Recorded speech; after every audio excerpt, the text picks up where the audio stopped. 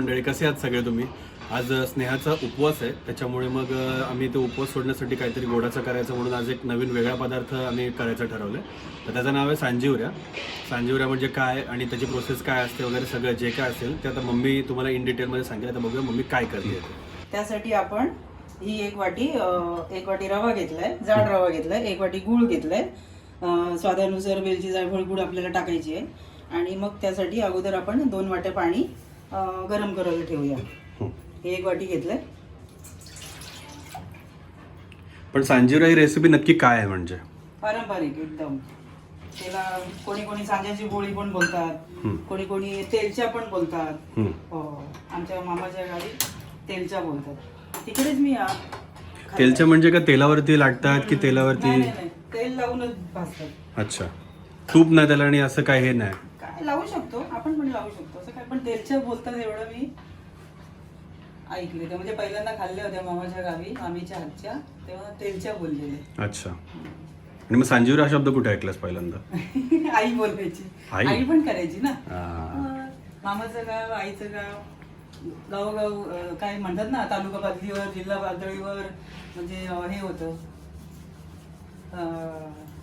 नावं बदलतात. पदार्थ तोच असतो, थोडाफार फरक असतो बनवण्यात. थोडाफार फरक झाला तरी लगेच पदार्थाची नावं चेंज होतात. आपण त्यासोबतच इथं बघू शकतो, इथं वांगी पण आज भाजून ठेवलेत, वांगी आणि टोमॅटो. तर त्याचं भरीत जे असतं ते करायचं आज जेवणामध्ये. आता एकीकडे पाणी गरम होते, एकीकडे आपण आता रवा भाजून घेऊया.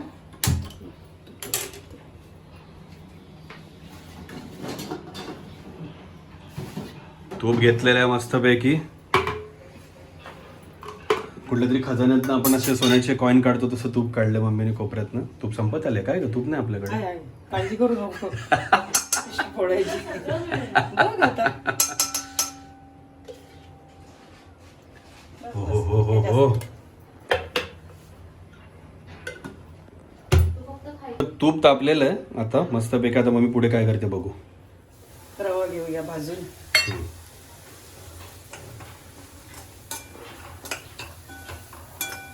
मस्त खमंग रवा भाजण्याचं काम चालू आहे.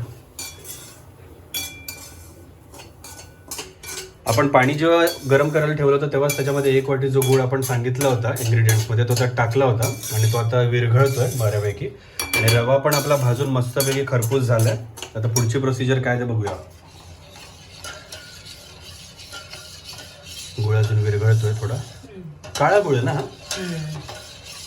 काळा गुळ चांगला असतो. आता आपण पुढची प्रोसिजर बघतोय की गूळ आपल्याला त्या रव्याच्या मिश्रणामध्ये टाकायचंय. रवा जो भाजून घेतला त्याच्यामध्ये गाळून का घ्यायचं ते गुळामध्ये सुद्धा कचरा वगैरे असू शकतो.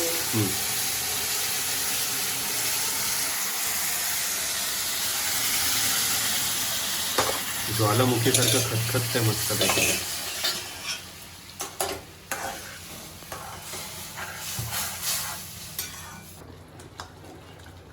आता आपण याच्यामध्ये वेलची पावडर टाकतोय. ती किती? वेलची जायफळ पूड 1 चमचा.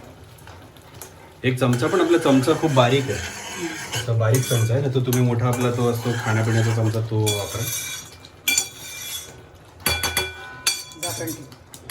झाकण ठेवायचंय. आता झाकण काढून बघितलं, छान सुटसुटीत पुरणासारखंच रव्याचं पुरण झालं. पुरणपोळीच्या पुरणासारखंच रव्याचं पुरण झालंय. वा, सुगंध खूप मस्त येतो. दुसरं अजून याच्यात काहीच नाही टाकायचं म्हणजे आपलं ड्रायफ्रूटची पावडर किंवा असं काय? साखरेतलं हे असतं तर, साखरेतला शिरा असतं तर मीठ टाकायचे, थोडं किंचित मीठ टाकतात. गुळाच्या पदार्थात मीठ टाकायची गरज नसते. हे आता वाफेवर अजून फुलून जाईल. गॅस बंद करूया. गुरुवारच्या बाजारामध्ये. आणि बाजारामध्ये बघू आता इकडे पूर्ण सगळ्या भाज्या वगैरे जरा स्वस्तामध्ये, थोड्याशा, एवढ्या पण काय नाही, पण थोड्याशा स्वस्तात इकडे भाज्या वगैरे मिळतात. तर आम्ही बघायला आलो. आता इकडे मम्मी पालेभाजी वगैरे चेक करते.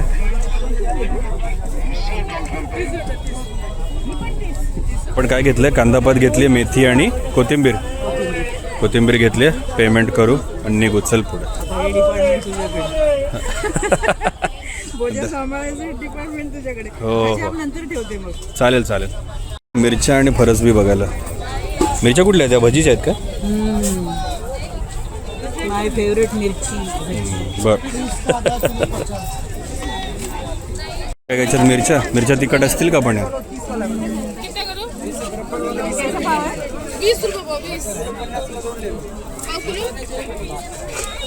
पाव जास्त होतील मम्मी, अर्धा पावच घे. भाज्या घेतल्या आणि आता आपण काय घेतलं, शेवटची 5 फळं घेतली, 5वं फळ केळं घेतलं. आता इकडे पेमेंट करून आता आपण निघूया पॅकेटमध्ये हे करून शॉपिंग. आणि आता खातोय पाणीपुरी.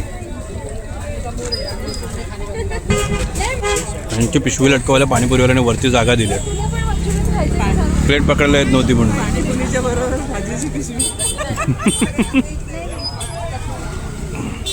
चाललोय आणि इकडे बाजूला बघाल, इकडे दुसरं एक मार्केट लागलेलं आहे. हे पण इकडे शेतकऱ्यांचा आठवडी बाजार भरतो इकडे. तर ते हे मार्केट आहे. नाव ठेवलं शांबाला. इकडे सर्वस्वर्ग लोक विचारतात. एकदा श्री महालक्ष्मीच्या मनात आले की आपली पत्नी झाली, परंतु त्या राणीला त्या लक्ष्मीदूताचा विसर पडला असून मी त्याची आठवण करून देण्यासाठी मी मुद्दामून राणीला भेटायला आली आहे. वृद्धाचं ते बोलणे ऐकून दासी संभ्रमित.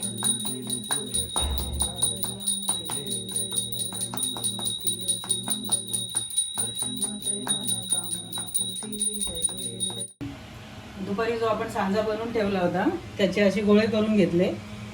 चपाती बनवायला जसे आपण पीठ बनवतो तसंच बनवून घ्यायचं, चवीनुसार मीठ घालून. म्हणजे नरम करायचं की कडक करायचं पीठ? नाही, नरमच. आणि हे जे गोळे आहेत ते याचा पिठाचा गोळा आणि सांज्याचा गोळा सेम घ्यायचा. सेम असं का, म्हणजे कमी घेतलं जास्त घेतलं तर काय फरक पडतो? चालेल, पण सेम घेतला तरी तेवढंच. पण जास्त घेतलं तर थोडं फाटण्याची शक्यता जास्त आहे, कारण तर म्हणून मग ते ड्राय होतो. समप्रमाणात घ्या. सांजा असा ड्राय होतो, फुटतो. सांजा म्हणजे शिराच काय? असं एका प्रकारचा? शिराच असतो, मोकळा शिरा. पण शिरा गुळातला.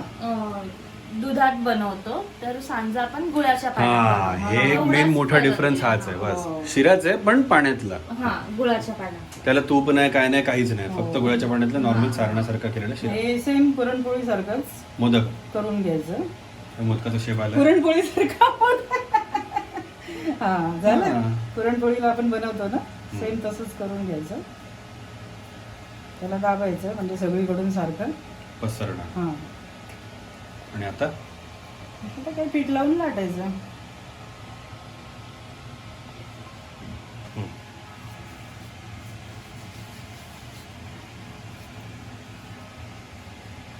हलक्या हाताने लाटून घ्यायचे.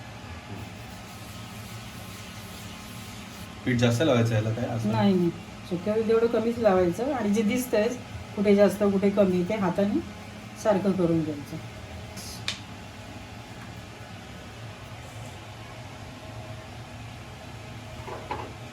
तवा पूर्ण तापलेला पाहिजे. थोडासा जास्त तापला होता म्हणून गॅस कमी केला होता आपण. तूप लावलेलं आहे, फुगलेली आहे. हा, स्लिप.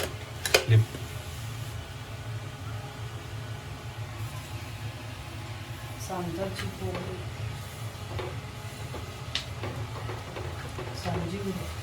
सांजेला बनवतात म्हणून सांजीवऱ्या का?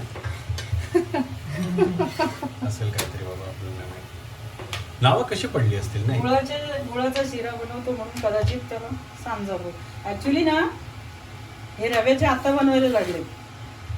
पूर्वीची लोक ना तांदूळ भाजून त्याचा रव्यासारखा रवा काढून मग त्याचा सांजा बनवायची. आता हे झटपट म्हणून रव्याचा आपला जो रवा असतो तो त्याचा बनवतो. पोळी पडली तव्यामध्ये. किचन मधलं सगळ्यात महत्वाचं काम साफसफाईला लागलेली आहे मम्मी. अरे अरे अरे, आता गॅस चालू असतानाच कपडा मारून गेला. आणि चटणी बसून गेला. कुठे कुठे चटके दाखव जरा हातावरती. हे एकावर एक 3-4-5 वेळा तरी लागलेले आहे. हा चटका हे भाकऱ्या करताना कसं माहितीये, हे इथे तवा असतो आणि इथून असा हात घालून पुसायला जायचं. भाकरीचा तवा हा पण नाही, हो, त्याचा काठच असा जाड आहे. जाड. हो, तो गॅस बंद केला तरी त्या तव्यात एक भाजी होते, एवढा गरम असतो तो नंतर. चला आता आपल्या सगळ्या सांजीवऱ्या झाल्यात बनून आपण आता पटकन जेवायला बसूया, नैवेद्य दाखवून जेवण घेऊया करायला. आता आपण मस्त सगळी ताट वाढून घेतलेलं आहे. आम्ही ताटात घेतलं खिचडी बनवली एक साधी, आपलं मिरचीची भजी मस्तपैकी बनवलेत. ह्या सांजीवऱ्या जे आपण गोडासाठी नैवेद्यासाठी केलं होतं, आणि हे आपलं दूध, या दुधामध्ये थोडंसं गोड टाकलं आपण. तर आपण आता एकदा बघूया की काय कशी चव झाली एकदा.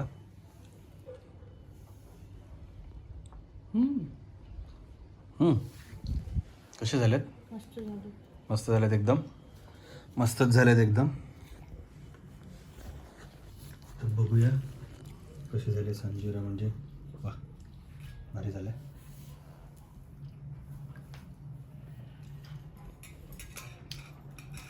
एकदम वेगळं लागतं. मला असं वाटलं थोडं पुरणपोळीसारखी चव असेल, पण एकदमच वेगळं लागतं. चवच पूर्ण वेगळी आहे. मस्त झालं एकदम सगळं.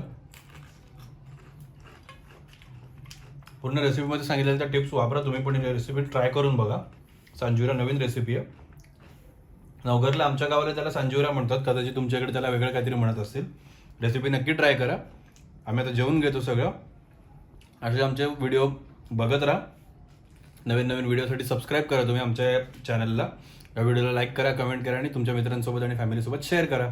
आजच्यासाठी एवढंच. Bye bye. बाय.